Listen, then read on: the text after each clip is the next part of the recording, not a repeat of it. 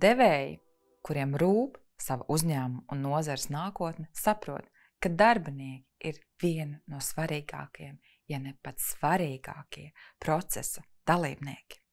Lai panāktu maksimālu iesaisti, produktivitāti un apvienotu spēkus par drošāku darba nākotni, ir vajadzīga visu pušu iesaiste, gan darbinieku, gan darba devēju, gan arī valdības un pašvaldību un citu organizāciju, kas skar darba vietu un nozares intereses.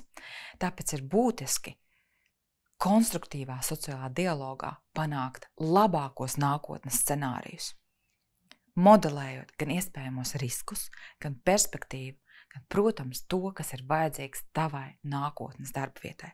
Tas nav iespējams izolētā veidā.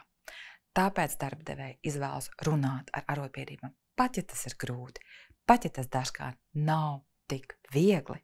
Tomēr gudrākie darbdevēji izvēlas runāt un cīnīties par savu uzņēmumu, par nozares nākotni, apvienojot spēkus un vedot gudras pārunas darbinieku un uzņēmuma labā. Ieskaties mūsu YouTube kanālā un piesako www.lsab.lv